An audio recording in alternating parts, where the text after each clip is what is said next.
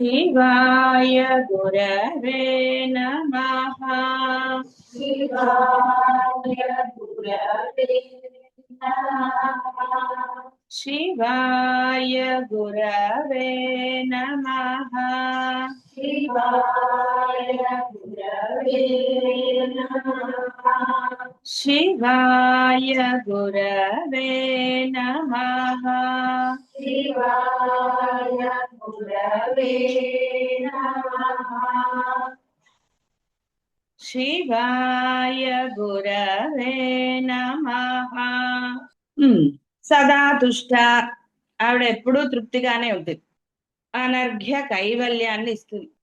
ఇక్కడ కైవల్యము అంటే కేవలము అంటే ఆ మోక్షమే కేవల.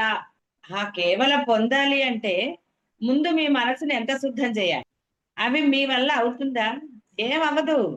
నిర్లక్ష్య భావన వెంటనే వస్తూ ఉంటాయి. అంటే ఒక పరబ్రహ్మం దగ్గర, గురువుల దగ్గర ఏదైనా సరే మనసు ఈ క్షణం ఉన్నట్టుగా రెండో క్షణం ఉండదు. ఒక క్షణము చాలా అంటే ఆ సర్వస్వ శరణాగతి ఫీలింగ్ ఉంటుంది, తర్వాత ఉండదు. ఈ భావనని పక్క వాళ్ళది కూడా చెడగొడతాం. ఇది భయంకరమైన జీవ లక్షణం. అంటే ఎక్కడైతే నువ్వు కపటత్వము వేరేవి చూపించకూడదో అక్కడ ఈ కపటత్వాలని మనం ప్రదర్శిస్తాం. మనం కాకుండా మన పక్క వాళ్ళ చేత కూడా చేయిస్తూ ఉంటాం, చేయమని చెప్తాం. ఎంతటి భయంకరమైన విషయం అండి. ఊబిలో దిగినట్టే. వాడు బయటకి రావడానికి చేయూతిచ్చినా వాడు రాడు. మరి ఆ యొక్క అసలైన పదం ఉన్నది కేవలం బ్రహ్మమే. అహం బ్రహ్మాస్మి, సోహం, సహ అహం. ఈ స్థితి ఎలా పొందుతారు మరి? అందుకని కష్టం అనిపిస్తుంది. లేదా అసలు ఇక్కడ కష్టమే లేదు. అవన్నీ ఎప్పుడైతే నీవు అంటే నీ మనసును ఒక్కదాని నువ్వు కంట్రోల్లో పెట్టుకుంటే, ఏవి కూడా ఇలాంటివి ఏం లేకుండా ఉంటే చాలు. మరలా అలాంటి స్థితి అంటే అలాంటి కపటత్వాలు ఇంకోటో ఏదైతే కూడదో అవి నీ చేత చేయించకుండా ఆవిడ నిన్ను కాపాడు. అందుకనే నిష్టలు పెట్టుకోండి. కొన్ని రోజులైతే ఆ ఇది నిలబడుతుంది. ఆవిడ చూసి అయితే తృప్తి ఎక్కడిది, తృప్తి లేనిదే సరెండర్నెస్ ఎక్కడిది, ఇలా రకరకాల లింక్ ఇవన్నీ కూడా. ఒక్క కామం వస్తే ఎన్నొస్తాయి? చాలు, దాంతోటి మొదలవుతాయి.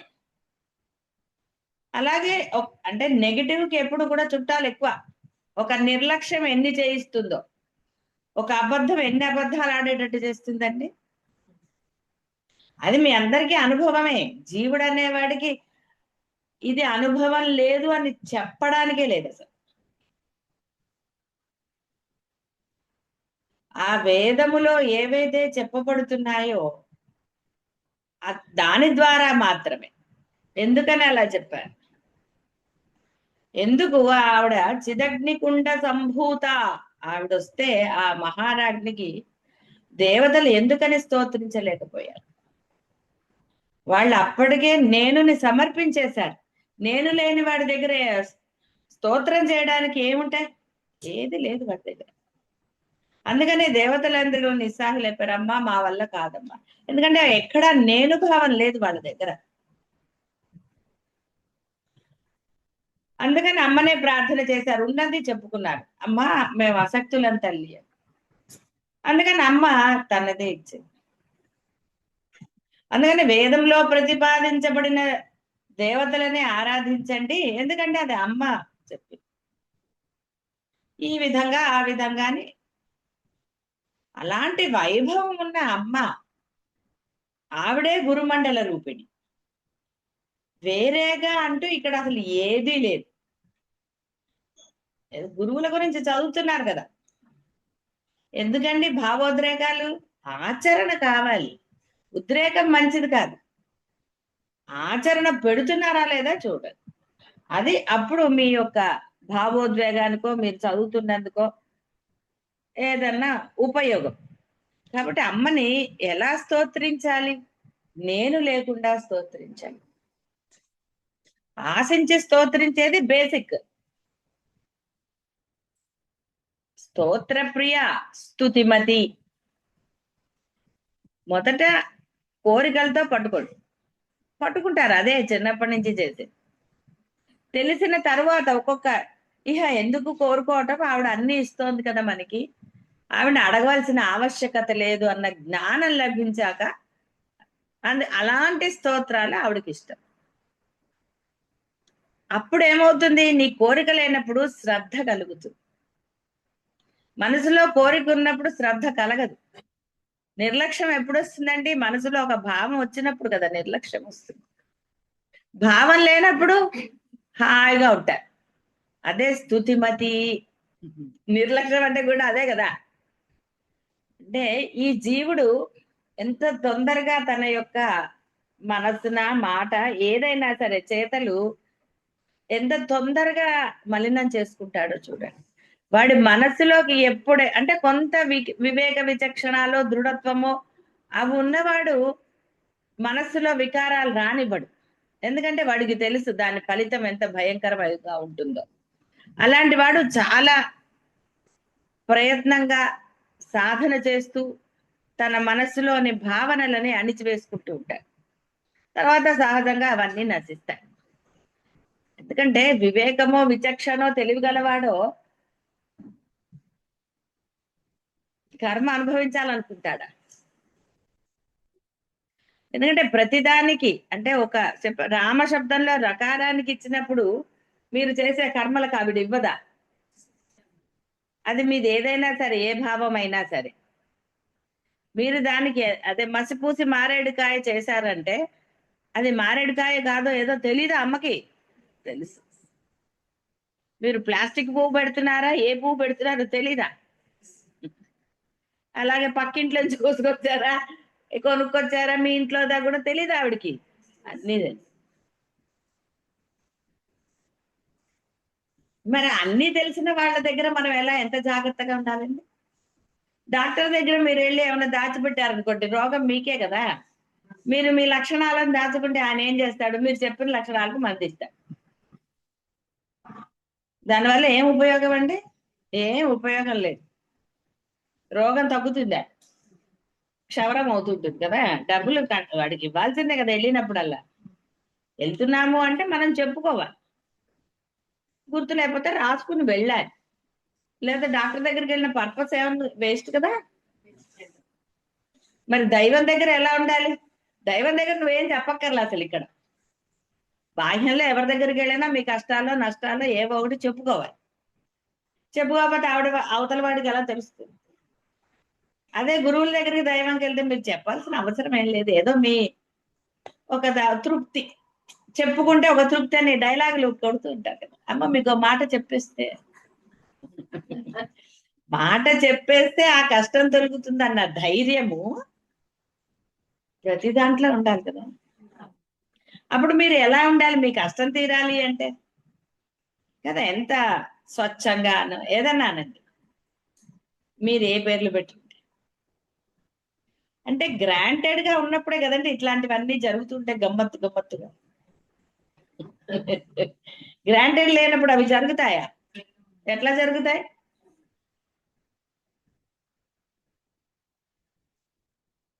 కాబట్టి వికృతులు ఏమాత్రము లేనిది, మనోలయము కానిది తురీయ స్థితి అవ్వదు. మనోలయం అంటే మనసు నిర్మలం అవ్వందే. నువ్వు అందులో ఏ కపటత్వమో పెట్టుకుని ఉంటే ఎలా అవుతుందండి? కేవలం నీ మనసే కాకుండా పక్క వాళ్ళది కూడా చెడగొట్టటం మళ్ళీ ఇదో. ఇక్కడ మీరు గమనించాల్సింది ఏంటంటే మీ బుద్ధి పక్క వాళ్ళకు కూడా తెలుస్తుంది. వాళ్ళని చెడగొట్టడం తర్వాత సంగతి, అది వాళ్ళు చెడిపోరా అన్నది తర్వాత సంగతి. కానీ నీ బుద్ధి బయటపడుతుంది కదా, ఆదా మీరు నేర్చుకునేది. ఇంకెందుకండి?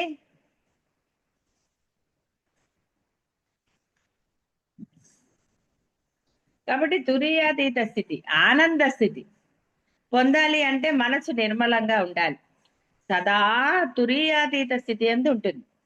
సత్ చిత్ ఆనంద మాత్ర స్వరూపిణి కాబట్టి అమ్మ మనస్విని. ఎంత హాయి! మీరు ఒకసారి అసలు అది అనుభవించి చూడండి. అంటే ఆచరణలో పెట్టి చూడండి. మనస్సులో ఏమాత్రం భావన లేకుండా, ఆ భావన రాకుండా ఉండడానికే సతతము నామస్మరణ. నామస్మరణతో దాన్ని అణిచివేయాలి. అంటే దాన్ని మరలా లేవకుండా చేయాలి. ఆ చెడు భావనలు ఏవైతే మనలో ఈ కపటత్వానికి ప్రేరేపిస్తున్నాయో అవి మరలా మిమ్మల్ని బాధించకుండా, అంటే మీరు బాధపడితే కదా ఉండాలి అంటే దానిని కేవలం ఆ అమ్మనామం, దైవనామంతోటే దాన్ని మనం ఇచ్చేయగలుగుతాం. కేవలం కష్టాలు ఉన్నప్పుడే అలా ఉంటాను అంటే ఎలా కుదురుతుంది? కాబట్టి కష్టాలు ఎప్పటికైనా పోతాయా? ఏం పోవండి. మీరు ఇట్ట ఉన్న రోజులు మీ ఆవిడ ఎక్కడెక్కడ కర్మలన్నీ ఇస్తూనే ఉంటుంది. ఆవిడకి ఇవ్వటం పెద్ద కష్టం కాదు, తీసుకోవటం అంతకన్నా కష్టం కాదు. ఈ సెకండ్ లో ఇచ్చి రెండో సెకండ్ లో మీ దగ్గర నుంచి నిర్మూలించగలుగుతుంది. మానవ మానసమున కామ సంకల్ప విచిక్స శ్రద్ధ సత్యం ధృతి ఆధృతి శ్రీహి హ్రీహి భీహి ధీహి అను ఏకాదశ అవాంతర భేద వృత్తులు ఉన్నాయి. ఈ 11 వృత్తులను ఐహిక పారమార్థిక దృక్పథ భేదమున సామాన్య మానవుని యందు ఒక భావము యుక్తముగాను, ఇవి ఏ విద్వాంసుని యందు ఇంకొక భావయుతముగాను ఉంటాయి. వీని లక్షణములను ప్రతిదాని భేద వృత్తులను విపులీకరించుటకు అంటే బాగా చెప్తే పెద్ద గ్రంథం అవుతుంది అన్నాడు ఆయన. తెలియనిది కదండి చెప్పాలి, మీకు తెలీదా? ఇప్పుడు ఇందులో ఏం తెలీదు? మనోవికారాలకి మొదటే చెప్పాడు ఆయన. ఏమిటి? కామం చెప్పాడు, సంకల్పం చెప్పాడు. వీటితోటి ఎన్ని భేదాలు వచ్చేస్తాయి. బద్ధకంతో ఇంట్లో ఏం జరుగుతాయో కూడా తెలుసు కదా మీకు. ఇలా ఎన్నండి. అందుకని ఆయన అన్నాడు ఇన్ని విపులీకరించాలంటే కష్టం. అంటే ఒక తెలివిగలవాడు దాని నుంచి ఒక లాభం పొందడానికి ఒక రకంగా, రకరకాలుగా ఉండవా? చెలాకగా ఉన్నవాళ్ళు ఒక రకంగా పనిచేస్తారు, బద్ధకస్తుడు ఒక రకంగా ఉంటాడు. ఏది ఏమైనా అంటే బాహ్య ప్రపంచంలో నువ్వు ఎలా చేసినా అక్కడ ఏది జరగాలో అది జరుగుతుంది. అవన్నీ అనవసరమైన విషయాలు. కానీ నీవు దైవ పూజ గాని గురు పూజ గాని చేస్తున్నప్పుడు మనసు అక్కడ లగ్నం లేకపోతే దానివల్ల నీకేమీ లాభం లేదు. నువ్వు లాభం ఆశించి కదండి దైవ పూజ చేసేది. మరి అక్కడ శ్రద్ధ లేదు, ఇలాంటి నిర్లక్ష్య భావనలు, లేదా ఇంకోటి అంటే ఆ పటంలో ఉన్న దేవుడు చూడొచ్చాడా అంటే ఫ్రిడ్జ్ లో ఉన్నది పెడితే మటుకు ఆయనకి ఏం తెలుసు అంటే ఫ్రిడ్జ్ లో కూడా ఉన్నాడు కదా ఆయన పాపం. కాబట్టి ఇక్కడ ఈ భావాల వల్లే భావాతీత స్థితి, ఇందాక చెప్పిన తురియాతీత స్థితి ఎలా లభిస్తుంది అసలు. కాబట్టి ఈ భావాతీత స్థితి ఒక్కొక్కరి యందు ఒక్కొక్క రకంగా ఉంటుంది. కపటత్వం ఉన్నవాడు ఎలా ఉంటుందో మీకు తెలీదా? మీ మనసులో కపట భావం, అధర్మ భావం, దానికి ఏమన్నా పెట్టుకోండి, ఉన్నప్పుడు మీ మనసు ఎలా ఉంటుంది, మీ పనులు ఎలా ఉంటాయి. కాబట్టి అలా రకరకాలుగా ఉంటాయి విద్వాంసుని యందు మామూలు వాడి యందు. చెప్పారు సామాన్య మానవుని యందు ఒక భావయుక్తంగా, విద్వాంసుని యందు వేరేగా, పారమార్థిక దృక్పథ భేదం రకరకాలుగా ఉంటుంది. పండిత పాముల ఇరువురుకును వారి వారి మనస్సును వారి వారి పూర్వజన్మ కర్మానుగుణంగా ప్రేరణ చేస్తుంది అన్నారని సమర్థింపులో ఉండొచ్చా? చిన్నప్పుడు అలా చేస్తారు, తెలిసింది కదండి ఇది ధర్మం కాదు అని తెలుసు, ఇలా చెయ్యకూడదని తెలుసు. తెలియనప్పుడు వేరే విషయం. మీకు తెలుసు కదా, తెలిసిన తర్వాత చేస్తే కర్మ ఇంకొంచెం పెరగల, సంచిత కర్మ ప్రారంభ కర్మ ఆగామి. అందుకని తెలిసి చేసిన వాటికి దోషం యొక్క ఫలితం ఎక్కువ ఇస్తాడు. అందుకే శాస్త్రంలో కూడా చెప్తారు 5 ఏళ్ల వరకు ఒక రకమైన ఇది ఉంటుంది, 10 ఏళ్ల వరకు, తర్వాత 16 ఏళ్ల నుంచి ఇంకొక లెక్క. మీరు పిల్లల్ని అలాగే విభజిస్తారు కదా, ఎప్పుడు వాడికి చెప్పక్కర్లేదు కదా. మీరు ఎలా పిల్లల్ని మీరు పెంచుతున్నారో పెంచారో, ఆశించకుండా పెంచితే ఏ గొడవ లేదు. ఆశించితే ఎన్ని వచ్చాయండి, ఎన్ని కళ్ళ నీళ్ళు వృధా చెప్పండి అసలు. కాబట్టి ఇవన్నీ కూడా అంటే మీ కర్మని మీకు ఇచ్చేది కూడా పరమేశ్వరియే. జీవుల యొక్క స్థూల దేహము మాత్రమే ఈ జన్మ ఎందు కల్పించబడింది. సూక్ష్మ కారణ దేహములు ఆది నుండి అనుగతమగుచు ఆయా స్థూల శరీరములతో చేయు పుణ్యపాపములతో కలిసి ఉంటుంది. పూర్వ జన్మాంతిక కాలమునందు మనోగతములకు కర్మలందు ఏవేవి ఎంతెంత అనగా కోరిక ఉపాయ ప్రయత్న సాధన దశలయందు ఏదేది ఎంతెంత శేషించుండునో అవి ఈ వర్తమాన జన్మ ఎందలి మనస్సునకు. కాబట్టి ఏమిటి, నేను ఈ కపటత్వము నా ఈ అధర్మాలు ఇవన్నీ కూడా పూర్వజన్మమేనండి, నాది కాదని అంటారా? అలా సమర్థించుకున్న రోజులు మీరు ఏం బాగుపడతారు?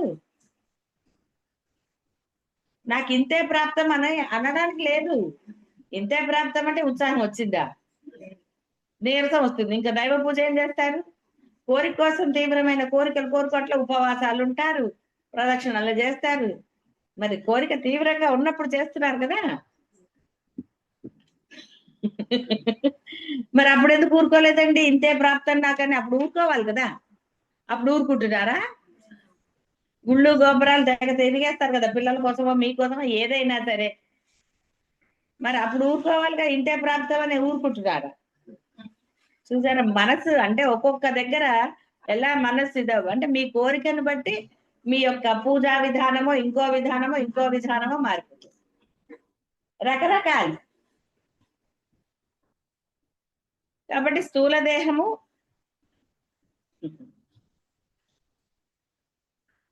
బోల్డు సామెతలు రాలేదండి, చాలా సామెతలు ఉంటాయి కదా. మనస్సుకి సంబంధించిన సామెతలు, మీ ప్రవర్తనకు సంబంధించిన సామెతలు లేవా? బోల్డ్ ఉన్నాయి. నేను ఇప్పుడు చెప్పను కానీ అంటే పొద్దునే ఎందుకు లేని. కాబట్టి మీరు మనోగతముల ముందు కర్మలు కూడా నేను చెప్పాను అప్పుడు, భారతీతీర్థ స్వామి చెప్పారు. మానసికంగా, వాచికంగా, ఆచరణలో చేసేవి అలా 8 రకాలు చెప్పాడు ఆయన. మనస్సులో ఎవరి గురించి అయినా మీరు చెడుగా భావించినా, వాడికి చెడు జరగాలని భావించినా, ఇలా ఎన్ని రకాలు మనస్సులో కదండి. అంటే మరి మనసులో ఆవిడుంది కదా, అవి కూడా లెక్క వేస్తారండి పరమాత్మ. ఈ విషయం మీకు తెలియందని నేను అనుకోను, ఒకసారి గుర్తు చేస్తున్నాను. ఇలా ప్రతిదీ ఇహ మనస్విని మనోవికారాలు లేవు, తత్వము అవి ఉన్నవాడు మనస్సులో వికారాలు రానివ్వడు. ఎందుకంటే వాడికి తెలుసు దాని ఫలితం ఎంత భయంకరంగా ఉంటుందో. అలాంటి వాడు చాలా ప్రయత్నంగా సాధన చేస్తూ తన మనస్సులోని భావనలని అణిచివేసుకుంటూ ఉంటాడు. తర్వాత సహజంగా అవన్నీ నశిస్తాయి. ఎందుకంటే వివేకమో విచక్షణో తెలివిగలవాడో కర్మ అనుభవించాలనుకుంటాడా?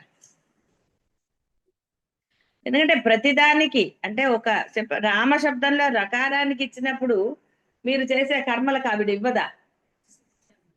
అది మీది ఏదైనా సరే, ఏ భావం అయినా సరే, మీరు దానికి అదే మసిపూసి మారేడుకాయ చేశారంటే అది మారేడుకాయ కాదో ఏదో తెలీదా అమ్మకి? తెలుసు. మీరు ప్లాస్టిక్ పువ్వు పెడుతున్నారా, ఏ పువ్వు పెడుతున్నారో తెలీదా? అలాగే పక్కింట్లో నుంచి కోసుకొచ్చారా, కొనుక్కొచ్చారా, మీ ఇంట్లో దా కూడా తెలీదు ఆవిడికి, అన్నీ తెలుసు. మరి అన్ని తెలిసిన వాళ్ళ దగ్గర మనం ఎంత జాగ్రత్తగా ఉండాలండి? డాక్టర్ దగ్గర మీరు వెళ్ళి ఏమైనా దాచిపెట్టారనుకోండి, రోగం మీకే కదా. మీరు మీ లక్షణాలను దాచుకుంటే ఆయన ఏం చేస్తాడు? మీరు చెప్పిన లక్షణాలకు మంది ఇస్తాడు. దానివల్ల ఏం ఉపయోగం అండి? ఏం ఉపయోగం లేదు. రోగం తగ్గుతుందా? క్షవరం అవుతుంటుంది కదా. డబ్బులు వాడికి ఇవ్వాల్సిందే కదా వెళ్ళినప్పుడల్లా. వెళ్తున్నాము అంటే మనం చెప్పుకోవాలి, గుర్తు లేకపోతే రాసుకుని వెళ్ళాలి. లేదా డాక్టర్ దగ్గరికి వెళ్ళిన పర్పస్ ఏమన్నా వేస్ట్ కదా. మరి దైవం దగ్గర ఎలా ఉండాలి? దైవం దగ్గర నువ్వేం చెప్పక్కర్లే అసలు. ఇక్కడ బాహ్యంలో ఎవరి దగ్గరికి వెళ్ళినా మీ కష్టాలు నష్టాలు ఏవో ఒకటి చెప్పుకోవాలి. చెప్పుకోకపోతే అవతల వాడికి ఎలా తెలుస్తుంది? అదే గురువుల దగ్గరికి దైవంకి వెళ్తే మీరు చెప్పాల్సిన అవసరం ఏం లేదు. ఏదో మీ ఒక తృప్తి చెప్పుకుంటే ఒక తృప్తి అని డైలాగులు కొడుతూ ఉంటారు కదా. అమ్మ మీకు మాట చెప్పేస్తే మాట చెప్పేస్తే ఆ కష్టం తొలుగుతుంది అన్న ధైర్యము ప్రతి దాంట్లో ఉండాలి కదా. అప్పుడు మీరు ఎలా ఉండాలి? మీ కష్టం తీరాలి అంటే కదా, ఎంత స్వచ్ఛంగా ఏదన్నా అనండి, మీరు ఏ పేర్లు పెట్టుకుంటే. అంటే గ్రాంటెడ్ గా ఉన్నప్పుడే కదండి ఇట్లాంటివన్నీ జరుగుతుంటే గమ్మత్తు గమ్మత్తుగా. గ్రాంటెడ్ లేనప్పుడు అవి జరుగుతాయా? ఎట్లా జరుగుతాయి?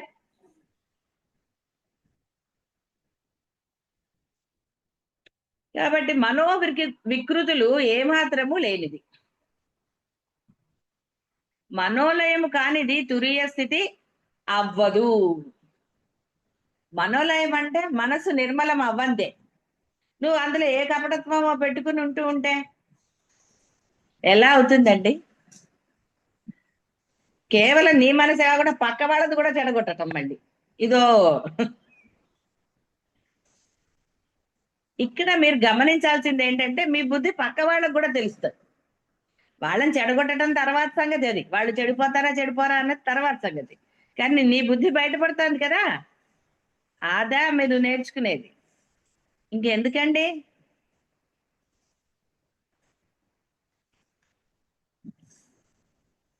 కాబట్టి తురీయాతీత స్థితి, ఆనంద స్థితి పొందాలి అంటే మనసు నిర్మలంగా ఉండాలి. సదా తురీయాతీత స్థితి అందు ఉంటుంది. సత్ చిత్ ఆనంద మాత్ర స్వరూపిణి. కాబట్టి అమ్మ మనస్విని.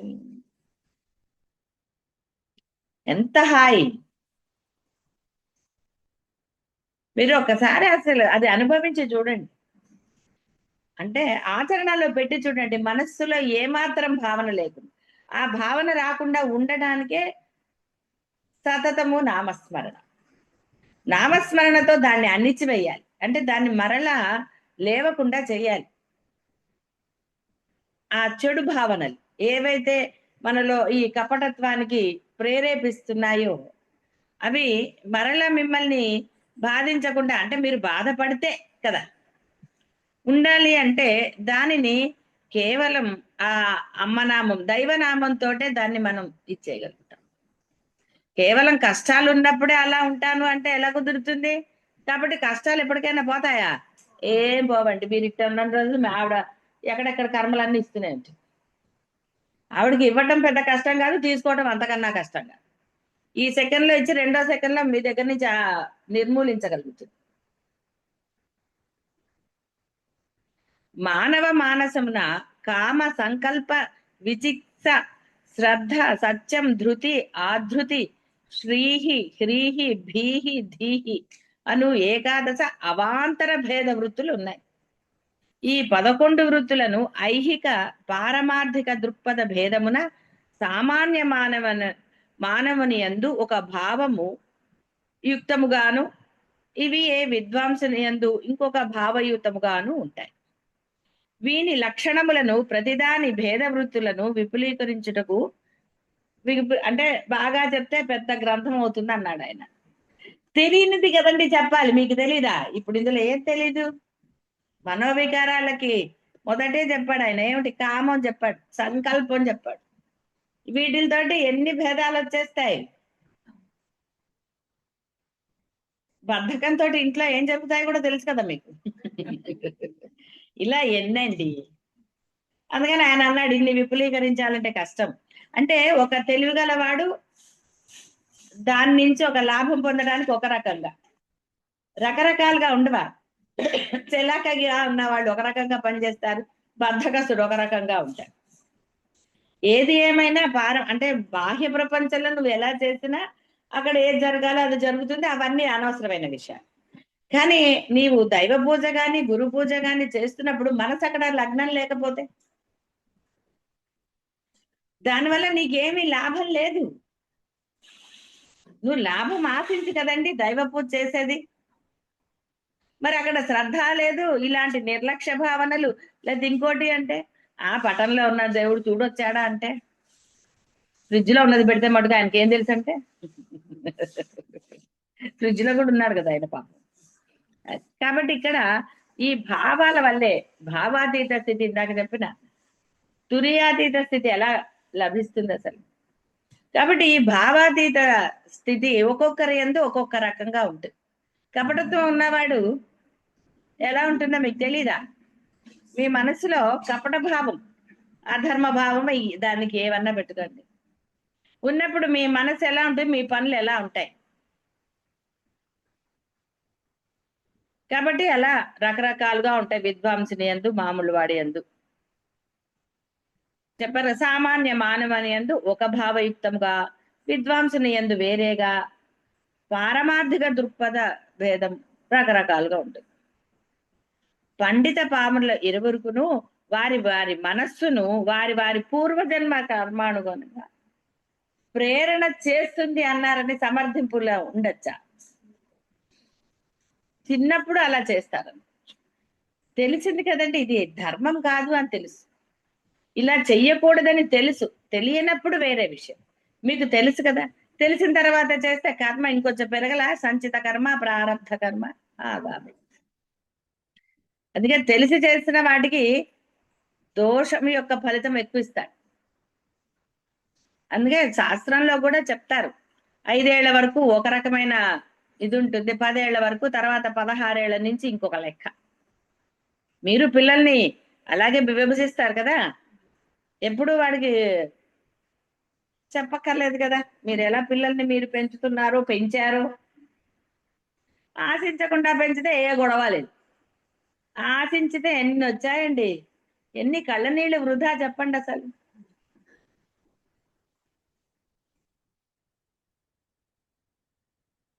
కాబట్టి ఇవన్నీ కూడా అంటే మీ కర్మని మీకు ఇచ్చేది కూడా పరమేశ్వరియే. జీవుల యొక్క స్థూల దేహము మాత్రమే ఈ జన్మ ఎందు కల్పించబడింది. సూక్ష్మ కారణ దేహములు ఆది నుండి అనుగతమగుచు ఆయా స్థూల శరీరములతో చేయు పుణ్యపాపములతో కలిసి ఉంటుంది. పూర్వ జన్మాంతిక కాలమునందు మనోగతములకు కర్మలందు ఏవేవి ఎంతెంత అనగా కోరిక ఉపాయ ప్రయత్న సాధన దశలయందు ఏదేది ఎంతెంత శేషించుండునో అవి ఈ వర్తమాన జన్మ ఎందలి మనస్సునకు. కాబట్టి ఏమిటి, నేను ఈ కపటత్వము నా ఈ అధర్మాలు ఇవన్నీ కూడా పూర్వజన్మమేనండి, నాది కాదని అంటారా? అలా సమర్థించుకున్న రోజులు మీరు ఏం బాగుపడతారు? నాకు ఇంతే ప్రాప్తం అనడానికి లేదు. ఇంతే ప్రాప్తం అంటే ఉత్సాహం వచ్చిందా, నీరసం వస్తుంది. ఇంకా దైవ పూజ ఏం చేస్తారు? కోరిక కోసం తీవ్రమైన కోరికలు కోరుకోట్ల ఉపవాసాలు ఉంటారు, ప్రదక్షిణలు చేస్తారు. మరి కోరిక తీవ్రంగా ఉన్నప్పుడు చేస్తున్నారు కదా. మరి అప్పుడు ఎందుకు ఊరుకోలేదండి? ఇంతే ప్రాప్తం నాకని అప్పుడు ఊరుకోవాలి కదా. అప్పుడు ఊరుకుంటున్నారా? గుళ్ళు గోపురాలు తెగ తిరిగేస్తారు కదా పిల్లల కోసమో మీకోసమో ఏదైనా సరే. మరి అప్పుడు ఊరుకోవాలిగా, ఇంతే ప్రాప్తం అని ఊరుకుంటున్నారా? చూసారా, మనసు అంటే ఒక్కొక్క దగ్గర ఎలా మనస్సు ఇదవు అంటే మీ కోరికను బట్టి మీ యొక్క పూజా విధానమో ఇంకో విధానమో ఇంకో విధానమో మారిపోతుంది, రకరకాలు. కాబట్టి స్థూల దేహము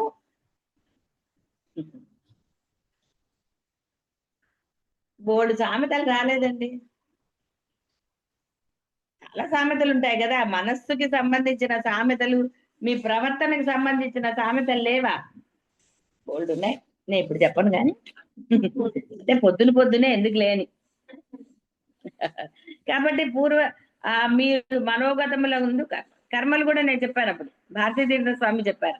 మానసికంగా, వాచికంగా, ఆచరణలో చేసేవి అలా 8 రకాలు చెప్పాడు ఆయన. మనస్సులో ఎవరి గురించి అయినా మీరు చెడుగా భావించినా, వాడికి చెడు జరగాలని భావించినా, ఇలా ఎన్ని రకాలు మనస్సులో కదండి. అంటే మరి మనసులో ఆవిడుంది కదా, అవి కూడా లెక్క వేస్తారండి పరమాత్మ. ఇది ఈ విషయం మీకు తెలియందని నేను అనుకోను, ఒకసారి గుర్తు చేస్తున్నాను. ఇలా ప్రతిదీ ఇప్పుడు అవే నేను చెప్తాను మీకు. నువ్వు డిస్టర్బ్ అవ్వకుండా మళ్ళీ వీళ్ళని డిస్టర్బ్ చేస్తావు. అది ముందరే ఉండాలి. పనమ్మాయి ఉన్నప్పుడు తలుపులు వేసి కూర్చో. ఈవిడేనాడు అది తిరుగుతుంది, ఈవిడ తిరగగానే వాళ్ళు తిరుగుతారు. ఆ తలుపు వేయాలంటే నేను మళ్ళీ ఇది చేయాలి. ఎందుకు అవన్నీ? కానివ్వండి, మీకు ఎంత ప్రాప్తమో అంతే. నేను ఏదైనా సరే ముందర ఉండాలి ఆలోచన. టైంకి రావాలనంటే లేవాలి, పర్వాలేదు, ఎప్పుడైనా రావచ్చు అనుకున్నప్పుడు ఇష్టం వచ్చినప్పుడు లేవచ్చు, రావచ్చు. శ్రద్ధ అంటే మెలకు రాలేదని చెప్పకూడదు, అలారం పెట్టుకోవాలి, లేవాలి. శ్రద్ధ లేదనుకో మెలకు రాదు. అలారం అయితే మోగుతుందిగా, మీకులాగా దానికి బద్ధకం లేదుగా. అది బద్ధకిస్తే ఇంకా అలారం పెట్టుకోవడం ఎందుకు కదా. అంటే ఒక శ్రద్ధకి ఎన్ని రకాలు ఉంటాయి, అది మీ మీదే డిపెండ్. అది మీ బుద్ధి అంటారా, ఈ మనసు అంటారా, ఏదంటే ఏంటారు, మీలో ఆ శ్రద్ధ ఉందా లేదా. మనస్విని అంటే ఆ మనోవికారాలు మీలో ఉంటే ఎన్నొస్తాయి. ఏ వికారం లేదనుకోండి, ఏదన్నా ఉందా? పిల్లవాడికి ఏం వికారాలండి? వాడికి మేలుకొస్తే పక్కన చూస్తాడు, తల్లి ఉంటే మళ్ళీ పడుకుంటాడు, తల్లి లేస్తే వాడు లేస్తాడు. వాడు తల్లి బద్ధకంగా 10 వరకు పడుకుంటే వాడు మటుకు ఎందుకు లేస్తాడు? అంతే కదా. వాళ్ళల్లో వికారం ఏం లేదు. ఆహా, తల్లి పక్కన ఉంది, ఓకే. వాడికి పొద్దునే లేవాలి, చేయాలి, అవన్నీ ఉన్నాయా? లేవు. అది కాబట్టి పూర్వజన్మాంతిక అనకపోయినా ఈ జన్మలో అయినా కాలమునందు మనోగతములకు కర్మలందు ఏవేవి ఎంతెంత. అందుకని పుణ్యము ఆవిడ లేశమాత్రంగా ఉన్నా ఆవిడిస్తుంది, పాపం కూడా లేశమాత్రంగా. పాపంలో రకాలు ఉన్నాయి. పుణ్యంలో మనసు లేక అంటే మనసు ఎందు ఏ భావం లేకుండా చేసిన పుణ్యానికి ఆవిడ ఎంతో ఇస్తుంది అనుకున్నాం, క్షేత్రాల్లో వీటిల్లో. మరి వాటికి మీరు అంత ఆశించినప్పుడు మీరు చేసే పాపాలకి ఇవ్వదా? ఇచ్చింది. అందుకే కొన్నిటికి ప్రాయశ్చిత్తం లేదు పొమ్మన్నారు. గరుడ పురాణ నిండా ఇవే ఉంటాయి. ఎందుకు కాదండి? అసలు ముందు చెయ్యకూడదని తెలిసి చేయటం ఎందుకు? మళ్ళీ దానికి ప్రాయశ్చిత్తము, ఏం దోషం వస్తుందో తెలుసుకోవటం ఎందుకు? అసలు బురదను తెలిసి కాలేయటం ఎందుకు? ఇంకా ఎంత ఉందో బురదను కాలేస్తే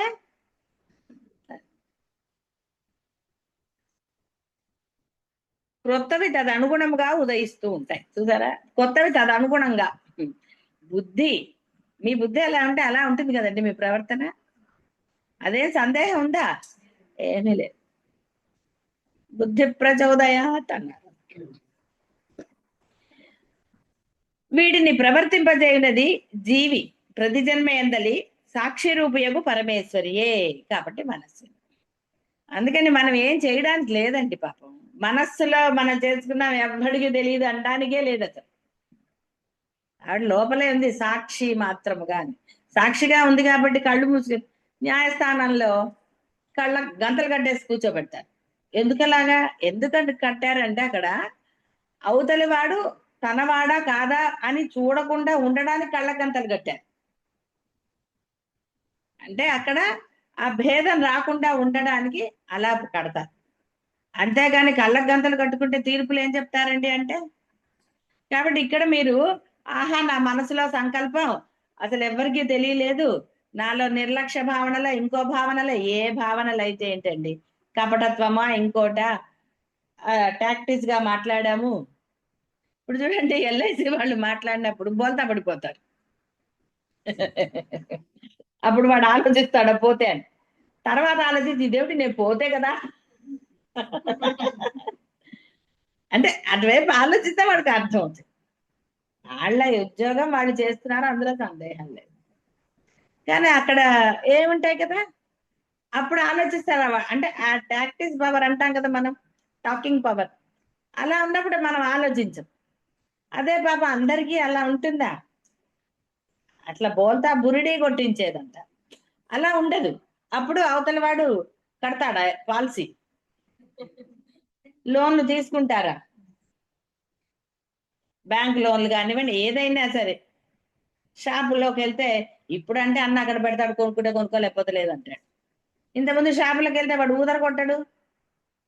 ఇదే మంచి బ్రాండ్, ఇది కొనుక్కోండి కొనుక్కోండి అంటాడు కదా. అలా వాడు గనక కాస్త తెలివిగా మాట్లాడే వాళ్ళైతే మనం పడిపోతాం. తర్వాత ఏం జరుగుతుంది అనేది తర్వాత విషయం. అది ఏదైనా అంతే. కాబట్టి అవన్నీ ఆవిడికి తెలియవా? ఆవిడికి తెలుసు. కాబట్టి ఆవిడ మనస్విని. నీ మనస్సులోనే వికారాలు లేకుండా ఉంది ఆవిడ. అంటే ఈ స్వార్థము అలాంటివన్నీ ఏం లేవు. పాప నేను వీడిలో ఉన్నాను కదా, వీడికి నేను సహాయం చేస్తానని అంటుందా? ధర్మంగా ఉంది ఆవిడ. ఆవిడేమీ బోల్తా పడదు. ఆవిడ ధర్మంగానే ఉంటుంది. నువ్వు ధర్మంగా ఉంటే నీ పనులు ఆవిడ చేస్తుంది. నువ్వు ధర్మంగా లేకపోతే సాక్షిగా ఉండి రాయటంలో బిజీగా ఉంటుంది. ఏం రాస్తుందో తెలుసు కదా. మానవతి, మనస్వినియే మానవతి. పరమేశ్వరి విస్తారమైన ఆదర అభిమానములను గౌరవమును కలది. కామేశ్వరి అను కీర్తియు దైత్యహంత్రి అను ప్రఖ్యాతియు కలది. కాబట్టి మానవతి. ప్రతి జన్మ ఎందు ఆవిడకి జన్మ ఎక్కడుంది? ప్రతి జన్మ ఏంటంటే నీ ప్రతి జన్మలో. ప్రతి జన్మ అనగానే ఆవిడేదో పోతుంది అనుకోకండి. ఆవిడకి అసలు రూపమే లేదు. అంటే నువ్వు ఎన్ని జన్మలు ఎత్తినా ఆవిడే. ఎప్పుడైనా పార్వతీ పరమేశ్వర్లే ఉంటా. అంతేగాని నువ్వు జన్మలు మార్చావు, 100 ఏళ్ళు అయింది కాబట్టి ఆవిడ మార్చుకోవాలా. అదే ఏంటి, కొత్త పండక్కి ఏదో సామెత ఉంటుంది కదా, పండక్కి పాత మొగుడేనా అనేదో ఉంటుంది కదా. అలా ఏముండదు. సామెతలు ఉన్నాయి కదా, అలా చేస్తారా? కాబట్టి ఇక్కడ అర్థం ఏంటి? ప్రతి జన్మ యందు ఆవిడ అంటే, అందుకనే సనాతని అని కూడా అన్నారు. ఆవిడ కాదురా, ఈ సృష్టి మొదలైనప్పటి నుంచి ఉంది. ఆవిడ సృష్టి మొదలైనప్పటి నుంచి ఆవిడ ఒకటేలాగా ఉంది. దేవతలు మారారండి? మీరేమన్నా సృష్టించుకుంటే చెప్పలేం కానీ ఎక్కడ మారారు దేవతలు? మారలేదు. అందువల్ల ప్రతి జన్మ ఎందు పరమేశ్వరుడే భర్తగా అంటే ఆవిడ మనతో పాటు పుట్టుచు చచ్చుచు అని ఉంది ఆవిడికి. అలాంటి భావన. అంటే మీ భావాలు ఎలా ఉంటే అలా దేవతల్ని మార్చేసుకోవచ్చు అనుకుంటే పొరపాటు. ఇవన్నీ లీలలు. శివుడు అలా చేస్తాడు, విష్ణుమూర్తి వచ్చి రక్షిస్తాడంటే ఈ శివుడు అన్ని. అందుకని ఆయన భోళా శంకరుడు అన్నాడు. అంటే మీరు కపటత్వంతో ప్రార్థించినా మీకు వరాలు ఇస్తాడనా? నీ నాశనాన్ని నువ్వే తెచ్చుకున్నావు. అందుకని పరమేశ్వరుడు సాక్షి కదా, నీకు వరం ఇచ్చినట్టు ఇచ్చి ఏం చేశాడండి పాపం? ఎందుకంటే నువ్వు కపటత్వంతో చేస్తే వాళ్ళు దైవాలు, వాళ్ళకి తెలియకుండా ఉంటుందా? అనుభవించింది ఎవడండి మళ్ళీ? భస్మాసురుడి కథ తెలుసు కదా. వరం ఇస్తే వాడికే చేయబడ్డానికి చూశాడు. శివుడికే పెట్టే నిన్నే పరీక్షిస్తా అన్నాడు. ఏదో మన శివుడు పరిగెత్తాడన్న. ఎందుకు పరిగెడతాడు? వాడు తగిన శిక్ష వేశాడు. వాడు కపటత్వమే కదా. లేదా అహంకారం అనండి, లేకపోతే గ్రాంటెడ్ అనండి, ఏదైనా. వీటి వల్ల ఎవడండి నష్టపోయింది? భక్తుడే కదా. ఎందుకు పనికొచ్చింది వాడి భక్తి? వాడి నాశనానికే. కాబట్టి మీ బుద్ధులు దేనికి పనికొస్తున్నాయండి? నాకు తెలియదు. మీరు చేసేవి మీరే అనుభవిస్తారు. చేయటం ఎందుకు, అనుభవించడం ఎందుకు? పని లేక. అంతే కదా. పర్వాలేదండి అనుభవిస్తామంటే మీ కర్మ అనాలి, అంతే కదా. సరే. కాబట్టి మనస్వినియే మానవతి. మహేషి మహాదేవుని వలన ప్రభవించినదగుటయు మహాత్ములచే ఆరాధించబడినదగుటయు మహేశ్వరుని యొక్క పత్ని అగుటయు మహేషి అనబడుతోంది. అంటే ఇక్కడ పత్ని సంబంధం అంటే మీ పతి పత్నులు కాదండి. అక్కడ అలా ఉంటుంది అక్కడ. ఎందుకంటే నీ బుద్ధి అలా ఉంది కాబట్టి, భార్యాభర్తలు అనేది ఇక్కడ ఉంది కాబట్టి, అదేంటి ఆవిడకి మొగుడు లేడా, భర్త లేడా అని నీవేదో అనిపించి ఏదో చేసుకుని అంటే బుద్ధి ఎలాగుంటుంది. అందుకని ఒక అక్కడ కూడా ఒక సిస్టమ్ పెట్టారు, నీకు అర్థమయ్యే సిస్టమ్. ఒక కుటుంబాన్ని ఏర్పరిచారు. మరి అందరికీ లేదే అంత ఆలోచిస్తాడండి వీడు. వాళ్ళిద్దరు ఉన్నారు చాలు. అందుకని ఆ మధ్య అంటే ఇప్పుడున్న నాకు తెలియదు, ఒక్క శివుడు పటం పెట్టకూడదుట, ఒక్క విష్ణుమూర్తి కానీ ఒక లక్ష్మీదేవి ఒక్కదాన్ని పెట్టకూడదుట పాపం, పక్కన భర్త ఉండాలట. అంటే వెయ్యి ఏంటది, వెర్రి వేయి తలల అన్నట్టు. వాళ్ళల్లో అభేదం రా అని చెప్తుంటే కూడా రెండు పటాలు పెట్టాలట. మళ్ళీ లక్ష్మీదేవి పక్కన శివుణ్ణి పెట్టకూడదుట. ఏంటేంటో. ఇక వీడు నానా అవస్థ పడతాడు, మళ్ళీ పటాలు తెస్తాడు. ఎన్ని పటాలు తెస్తా, భక్తి లేనప్పుడు ఎన్ని పటాలు పెడితే ఏం లాభం అండి ఇంట్లో? భక్తి లేనప్పుడు ఎన్ని పటాలు అయితే ఏంటి? నీకు ఎవరు భక్తో వాళ్ళని ఒక్కళ్ళని పెట్టు. నేను ఎప్పుడు అమ్మవారి పటం ఒక్కడే పెట్టుకున్నాను, నాకేం కాలేదు, నేను బాగానే ఉన్నాను. ఒక ఆవిడ వచ్చి నిలిచిన లక్ష్మీదేవి పెట్టకూడదంటే వెళ్ళిపోతుంది. నేను అది అక్కడ లక్ష్మీదేవి అని పెట్టలేదు, ఫోటో బాగుందని పెట్టా. తర్వాత అర్జునుడు, అది ఉంటుంది కదా భగవద్గీతది, కృష్ణుడు రథం నడుపుతున్నట్టుగా అర్జునుడు, అది ఉండకూడదుట. ఇంట్లో యుద్ధాలు అవుతాయట. గీత బోధ చేసింది కాదు, నెగటివ్ తీసుకున్నారు. ఆ ఫోజ్ ఎప్పుడండి? జ్ఞానాన్ని బోధించాడు. అది తీసుకోకుండా యుద్ధాలు అయిపోతే తీసేయండి. నీ బుద్ధి సక్రమంగా లేకపోతే ఏ పటం పెట్టినా యుద్ధాలే. బుద్ధి కదా సరిగ్గా ఉండాల్సింది. ఎన్ని పటాలు ఉంటే మనకు నీకులో బుద్ధి సరిగ్గా ఉంటుందా? ఎందుకు అసలు అన్ని పటాలు దేనికి? ఒక అమ్మాయి అయితే ఏం చేసిందంటే, ఈ గోళలు భరించలేక, అంటే ఆ అమ్మాయి ఉద్దేశం అన్ని పటాలు కలిపి ఒకటే ఫ్రేమ్ చేయించి పెట్టేసుకుంది దేవుడి దగ్గర, గొడవ లేకుండా. ఏంటిదంటే అంది, ఎందుకు వచ్చిన గోళరత్న, అందరు ఉంటారు కదా, దండం పెట్టేసుకుంటే పని అయిపోతుంది. నేను బెస్ట్ ఆప్షన్లే అన్నా. చూడండి, ఒకటే పటం శుభ్రంగా ఒక 2 నిమిషాలు తుడిచేసి పెట్టేయచ్చు దేవుడి గదిలో. ఇన్ని ఉంటాయి, ముక్కు తుడిచి మూతి తుడిచి అన్నట్టుగా ఎన్ని తుడవాలి, ఈ లోపల అవి అరిగిపోతాయి. రకరకాలు కదా, ఎంత హాయిగా ఉంది.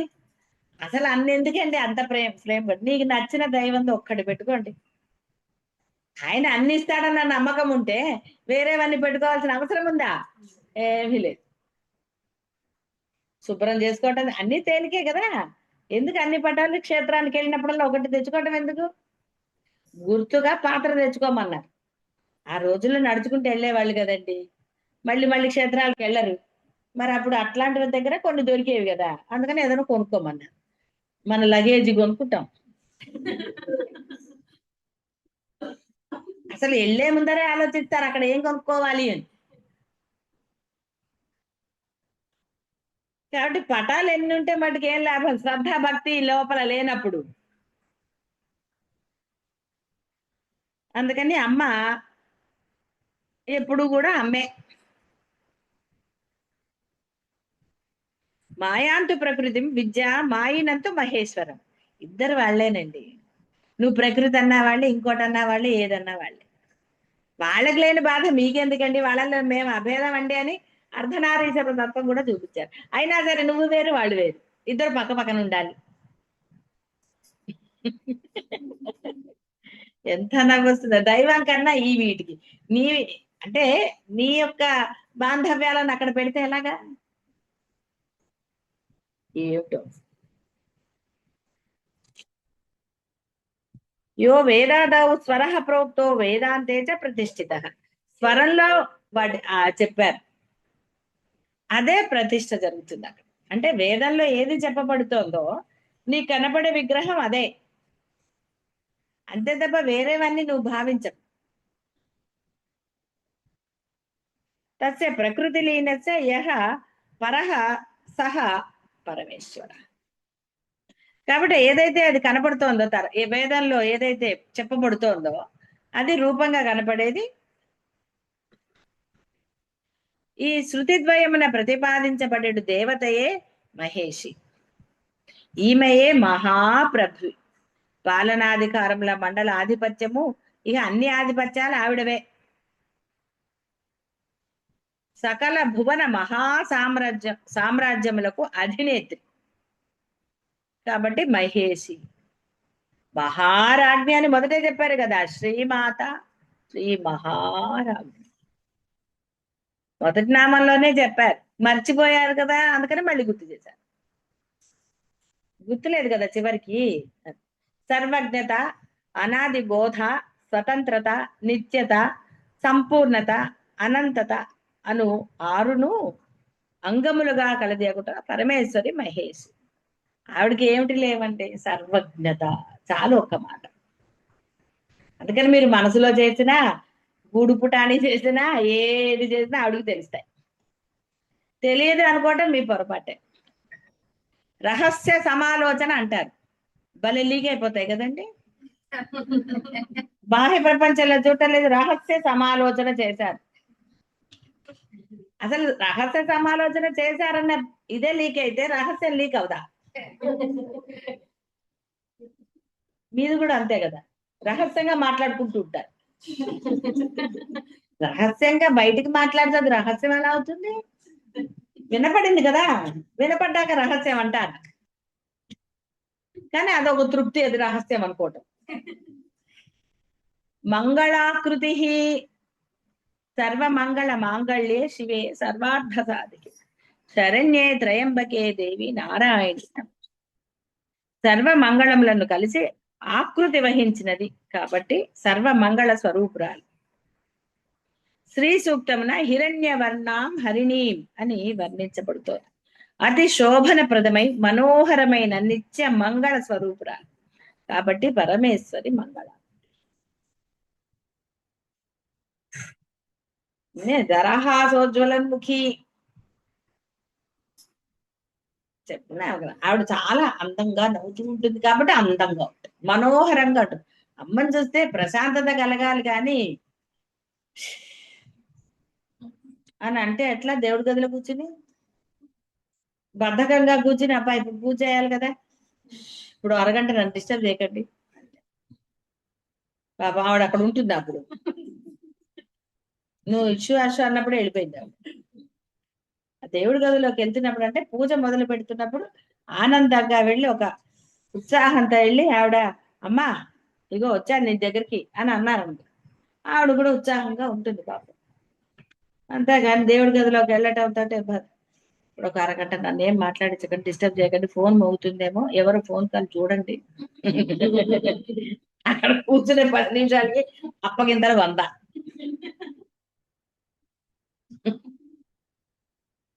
ఇంకెందుకు ఆ పూజలు? ఇక వీడి దృష్టి అంతా అక్కడే ఉంటుంది. ఫోన్ వచ్చిందా, ఇప్పుడు చూసిందో లేదా, లేదా ఆయన చూసాడా లేదా, మంచిగా అంటే నోరు చదువుతూ ఉంటుంది.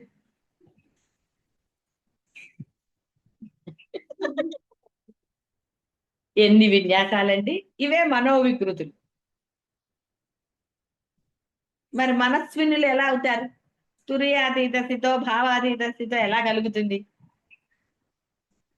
అంటే చక్కగా మనోవికారాలు లేకుండా, అంటే ఎన్ని చెప్పినా మీ బుద్ధి ఎలా ప్రేరేపిస్తుందో, కాబట్టి ఆ బుద్ధి ప్రేరేపించబడకుండా ఉండడానికే సాధన. ఆ సాధన చేసి తరిస్తారా, ఏమవుతారో మీ ఇష్టం. శుభం ముగియాలి.